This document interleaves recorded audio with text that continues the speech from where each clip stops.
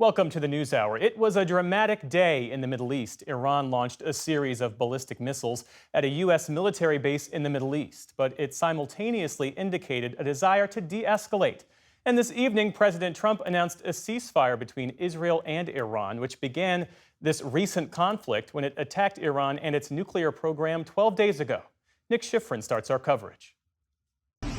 Above Doha's skyline tonight, the first ever Iranian attack on the largest U.S. military base in the Middle East. The U.S. says Iran fired more than a dozen short and medium-range ballistic missiles at Al Udeid Air Base, nearly all intercepted and causing no casualties.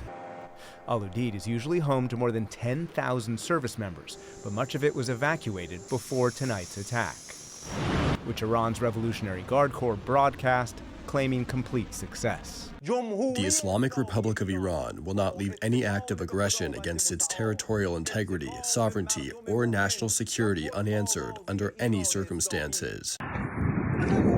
But Iran warned Washington and Qatar before the attack. It did not try to choke off global oil supplies, nor did it try to strike any other U.S. base in the region. And it signaled a desire for de-escalation, saying in a separate statement it used the, quote, same number of missiles as the number of bombs the United States used in attacking Iran's nuclear facilities, even if that claim was inflated. At the White House, after meeting with his national security team, President Trump called Iran's response, quote, very weak, and wrote, I want to thank Iran for giving us early notice, which made it possible for no lives to be lost and nobody to be injured. Perhaps Iran can now proceed to peace and harmony in the region, and I will enthusiastically encourage Israel to do the same. As of this morning, that was not what Israel was signaling. Smoke towered over Tehran's tallest buildings after what Israel called its most widespread airstrikes on Tehran, including symbols of Iran's theocratic power. In northern Tehran, an airstrike hit the gates of the notorious Evin prison, which holds many domestic and foreign political detainees. Israel also said it struck the headquarters of the IRGC in Tehran and of the Basij, the regime's paramilitary troops who enforced the silencing of all dissent. Analysts say today's attack is a message to Iranians who want to protest their government. They should feel free to do so. IDF spokesman Brigadier General Effie Defrin. The internal security forces are a significant part of the security and immunity of the Iranian regime. We will continue to target every component and layer of the regime that is involved in activities that threaten the state of Israel. Israel today also struck the access routes to the Fordo enrichment site, where this weekend the U.S. dropped a dozen bunker-buster bombs that entered two precise sites before exploding deep underground. Today, the head of the UN's nuclear watchdog said the U.S. attack appeared to be successful. Given the explosive payload utilized and the extreme vibration-sensitive nature of centrifuges, very significant damage is expected to have occurred. And our Nick Schifrin joins us now. So, Nick, let's talk about this newly announced ceasefire. What more do you know? President Trump posted that the ceasefire would start about midnight tonight Eastern, so in the morning in Iran and Israel, that Iran would start a 12-hour ceasefire.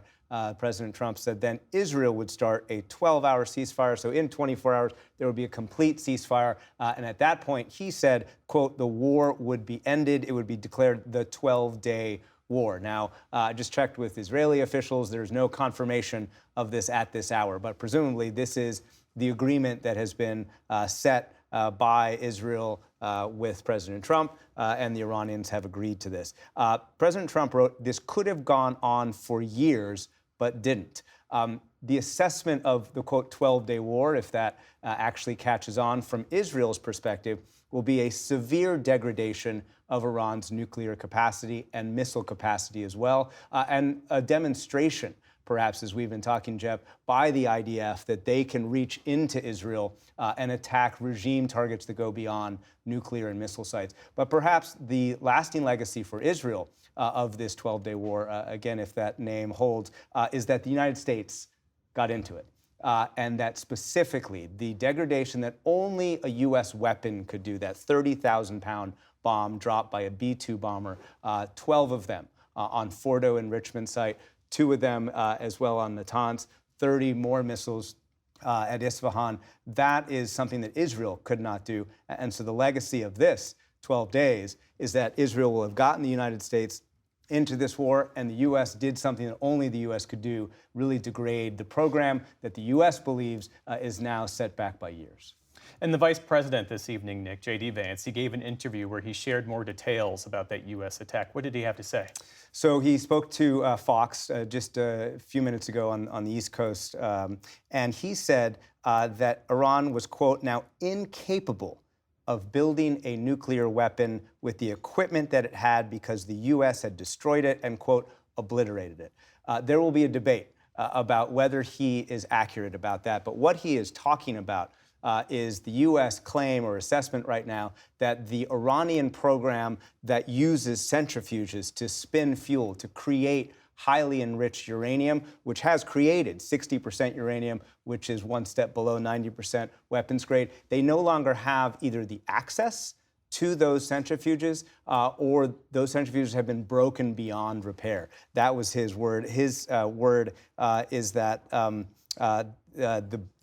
then separately, he said, the stockpile is buried. Why that is important is that if Iran were to use what it has now to try and create a nuclear bomb, it would need that 60% highly enriched uranium. What Vance is saying tonight is that stockpile is actually buried. What he also said is that this is a new opportunity to pursue peace. And that's what we've been discussing also. Could this moment lead to some kind of new negotiation?